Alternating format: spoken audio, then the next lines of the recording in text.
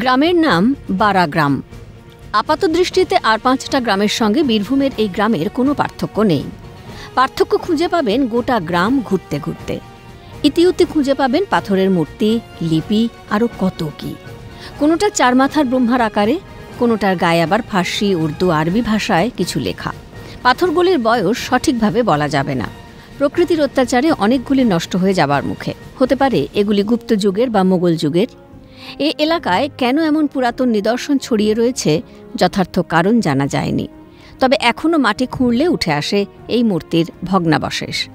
গুপ্ত সাম্রাজ্যের রাজধানী ছিল পাটলিপুত্র বা পাটনা।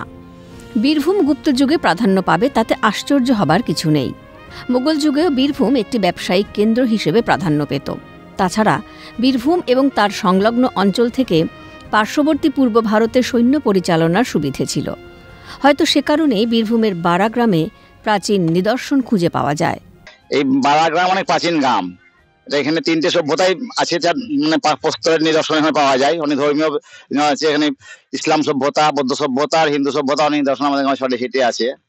শিলালিপিও আছে যেগুলো উদ্ধার করা সম্ভব হয়নি। আমাদের বুড়া পীরতলাতে একটা লিপি আছে, এটা এখন পর্যন্ত উদ্ধার করা সম্ভব হয়নি। অনেক প্রত্নতত্ত্ববিদরা এসেছিল, দেখেছিল, এটা সম্ভব হয়নি দেখা। এবং এখানে আর অষ্টপূজা সরস্বতী ছিল, সেটা চুরি হয়ে গেছে। একটা ছিল বজ্রকালী মূর্তি ছিল, ওই বজ্রকালী, সেটাও চুরি হয়ে গেছে। অনেক প্রশ্ন নিদর্শন চুরি হয়ে গেছে গ্রাম থেকে। আর বর্তমানে কিছু পড়ে আছে এবং অবহেলা অনাদরে আছে, যেগুলো কোনো সংরক্ষণও হয় না। সংরক্ষণ হলে পরে ভালো হয় আর কি। এই যে যে মূর্তিগুলো পড়ে আছে, এগুলো তো অনেকগুলো মূর্তি পড়ে আছে, অনেকগুলো পাথর, এগুলো কোথায় ছিল গো? এগুলো ওইখানে ছিল গ্রাম দেবদের কাছে। আমরা এখানে নিয়ে এসেছি। এখানে মায়ের দান দিয়েছে, এখানে আমরা ঠাকুরের দান দিয়েছে, আমরা এখানে এনে রেখেছি। 12 মাস তো পুজো করি, আবার ষষ্ঠী করি, আবার গ্রাম দেবদেশে গঙ্গা পূজা হয়, গঙ্গা পূজা করি। গোটা বিষয় নিয়ে প্রত্নবিভাগ উদাসীন। চুরি গিয়েছে একাধিক মূর্তি। এলাকার মানুষরা এই সব নিদর্শন তুলে রেখেছেন নিজেদের ধর্মীয় স্থানে। স্থানীয় পঞ্চায়েতের উদ্যোগে পঞ্চায়েত অফিসে একটি ঘর বানিয়ে এই মূর্তিগুলি সংরক্ষণের ব্যবস্থা করা গিয়েছে। কিন্তু এভাবে এই অমূল্য সম্পদ সংরক্ষণ করা সম্ভব নয়। বহু পুরনো সভ্যতার ইতিহাস এই বারাগ্রামকে কেন্দ্র করে গড়ে উঠেছে। তার আমরা নিদর্শন পাই। এই বারাগ্রামের আপনি যেখানে যাবেন ছড়িয়ে ছিটিয়ে দেখতে পাবেন, কোথাও বৌদ্ধ ধর্মের নিদর্শন, কোথাও হিন্দু ধর্মের নিদর্শন, কোথাও মুসলিম ধর্মের নিদর্শন। এবং মানুষ এইগুলোকে, হিন্দু মানুষেরা দেবতা জ্ঞানে পুজো করে। তারপরে ফার্সি ভাষায় লেখা বা উর্দু ভাষা, আরবি ভাষায় লেখা কিছু একটা নিদর্শন আছে, যেগুলো মুসলিমরা ভক্তি করে তাদের বাড়ির কাছে রেখে দিয়েছে বা কোথাও একটা রেখে দিয়েছে। যে এতগুলো পুরনো দিনের সম্পদ, নিদর্শন আমাদের এখানে যুগ যুগ ধরে চুরি হয়ে যাচ্ছে। একটা অসাধু চক্রের মাধ্যম দিয়ে বহু প্রাচীন ঐতিহ্যবাহী কিছু কিছু নিদর্শন চুরি হয়ে গেছে। এটা আমরা চাক্ষুষ দেখেছি। ও মেলা জায়গায় পড়ে আছে, অনেক জায়গায় বাড়াতে গোটা আছে, ছেড়ে দিয়েছে।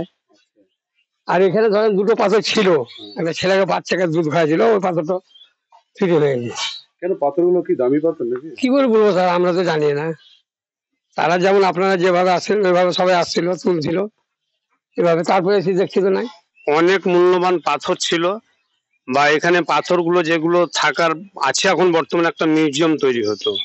এখানে যে জায়গাতে দাদারা এসছে সেখানে 79 পীরের মোকাম মহাজন খন্দকার যে পীর সাহেব আমাদের এখানে আছেন। আমাদের বাউন্ডারি ঘেরার বা অনেক সরকার থেকে মনে করে তো অনেক পাথর চাপড়ির মতন এই জায়গাটাকে মূল্যবান তৈরি করতে পারবে। এই যে বিভিন্ন ধরনের পাথর পড়েছিল, বিভিন্ন এগুলো চুরিও হয়ে যাচ্ছে। এগুলো কি মূল্যবান পাথর ছিল? হ্যাঁ, মূল্যবান পাথর ছিল। সঠিক পরিকল্পনা থাকলে বারাগ্রাম অদূর ভবিষ্যতে পশ্চিমবঙ্গের ভ্রমণ মানচিত্রে একটি জায়গা করে নিতে পারে। গুপ্ত মোগল যুগকে জানতে এই নিদর্শন গুরুত্বপূর্ণ প্রমাণ হতে পারে ইতিহাস প্রেমীদের কাছে।